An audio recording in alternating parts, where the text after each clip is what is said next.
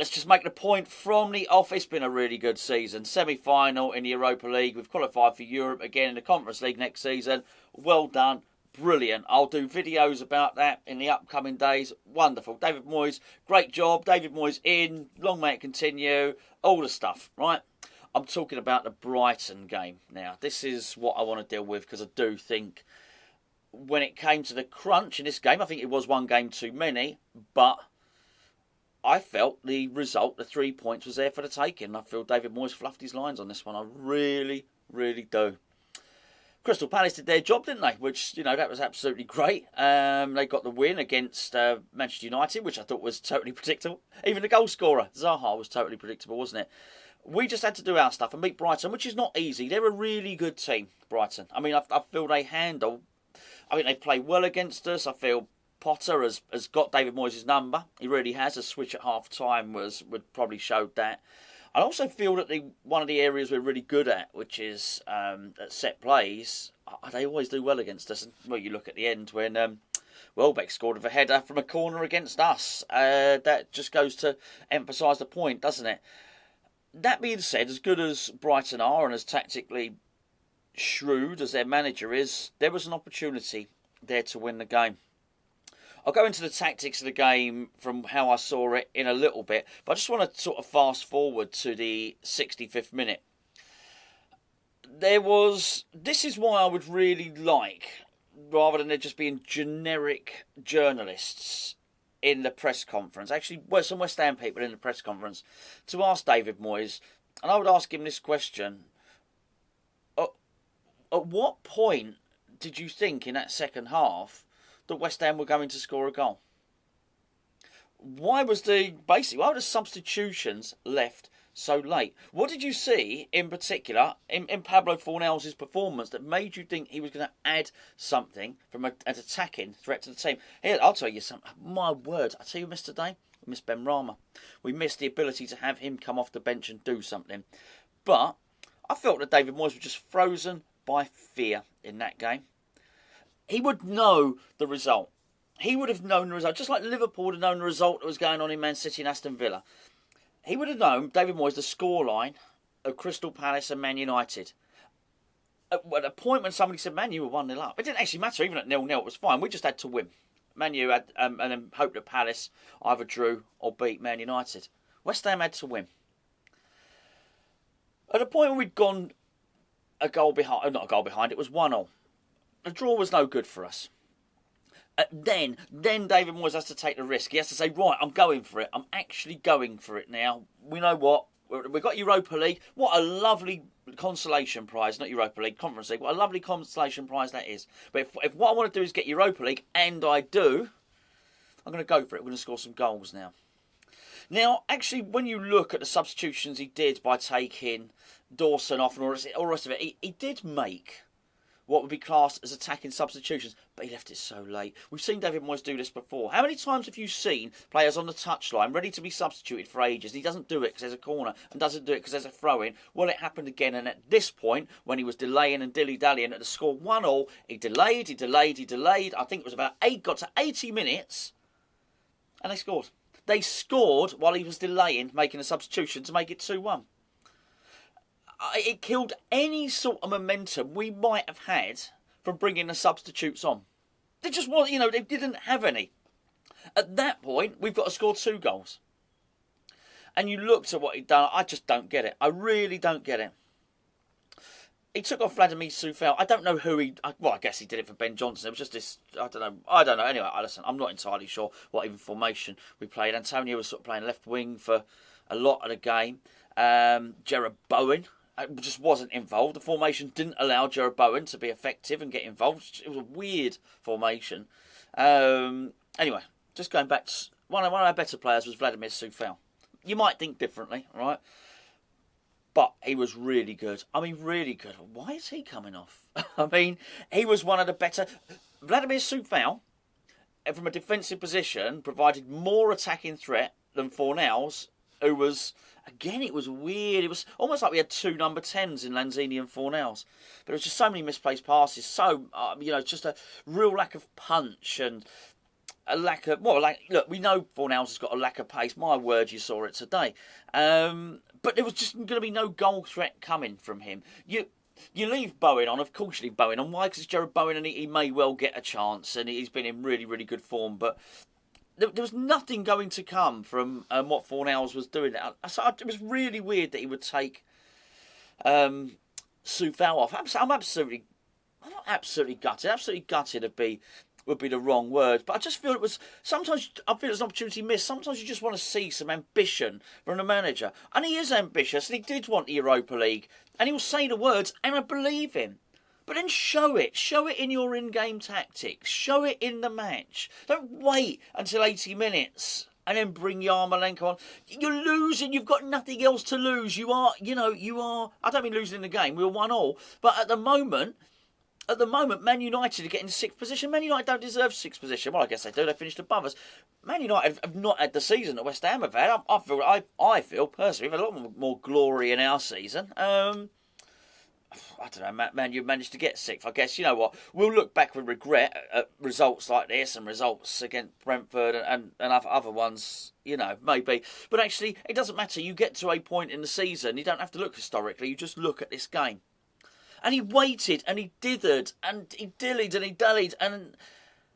Oh, it was so frustrating, just watching it, going, Moyes, do something, do something. And why I don't understand why collectively... It's nobody on the bench making him do something. Maybe they're saying it to him and he just doesn't do it. Honestly, there was so much. They came out in a different team in the second half, Brighton. They switched things around. They brought Mopai on, played with an extra attacker. Moyes did actually switch things around a little bit in the second half, by the way. Started getting Antonio central a little bit more. But it was weird. Souček was out on his feet. I mean... really, really gone. I looked at it at one point and thought, right, okay, Fornals and Souček have got to go at this point. Got to go. Now, I'll be honest with you, I've been away a weekend. I rushed to get somewhere to plug the... Actually, it doesn't matter what I plugged in. Anyway, to be able to watch the game, let's put it that way. And I didn't know about Benrahma. So I probably missed, the first minute or two of the game. And I was thinking... obviously bring Benrahma on, and when I looked at the bench, saw Benrahma wasn't on there. Thought, right, okay, well then do something else. But bring Noble on for Souček. I'm talking early in the second half here, really early, because it was evident that we were struggling and we weren't posing a threat. Put Noble on for Souček and sort Fornals out. Do something there. Now, I wouldn't have cared if honestly he'd have used Vlasic to do something. I actually wanted him to use Flex. Just do it. Just do it. You've got nothing to lose here. As it is, we're getting... You've got a safety net of European football. But to get the next level of European football, you're going to have to try and attack the game. What did David Moyes see in that performance in the second half that made him think that we were going to score another goal? I don't get it. I just don't get it. It was never going to happen. And then there was no Flex, not even a Vlasic, nothing. The players warmed up. They run up and down. Then they sat back down again. Then they did some stretches. Then they sat back down again. Then they warmed up. And then they sat back down again. And it was the most frustrating thing. Just to see somebody frozen. Absolutely frozen. And I'm not even saying inability to change the game. But it's almost like he didn't want to. No desire to change the game. It's almost as if he thought the first team that he started out with was just going to get the job done. It's a case of, okay, it's 1-1. It's 1-1 at this point. Don't worry, the boys will score another goal. How? Why? There was a point where we played this short corner routine, by the way, and Dawson got annoyed. Why didn't you just swing it over? Well, actually, to be fair, I almost didn't blame him for doing it, because at least it was something different, because Brighton were just handling us really well. Dunk's a good player, always plays well against us. It's very old Neil Mopai is very unlikable, isn't he? Is there anybody more unlikable than Neil? Maybe Bruno Fernandes. Maybe. Oh, mate, honestly, he is that Mopai. He's really annoying. Anyway, by and large, I actually like Brighton, like the way they play, but they handle us well. I just think, come on, Moyes, mate. And I know, as I say, we'll do the videos. It's been a good season and all the rest of it. But they were there for the taking. I don't think they'd have massively battled back. We made it easy for them. It was a stroll for them at the end. I think if we had scored a second goal, I don't think they'd have been asked, to be fair. I really don't. I was going to say, they'll be off to the beach. I mean, they literally live on the beach, don't they, that lot? Not like squatters under the pier or anything like that. But you know what I mean? I just feel mentally, they probably would have thought, oh, well, it's been a good season. I know they wanted to get top 10, and good for them. Honestly, really good for them. But I'm annoyed with David Moyes on this one. I'm really, really annoyed. And you watch Declan Rice, when that third goal goes in, you watch Declan Rice thumping that floor. He's gone full Di Canio. He really has. He's on his knees, he's thumping the floor. He was brilliant. Declan Rice was brilliant in this game. And I'd be interested to know what you think. I'll do the player ratings on Patreon with Gio tomorrow. We'll go with everyone individually, but there's going to be some low marks for a couple of players. But I thought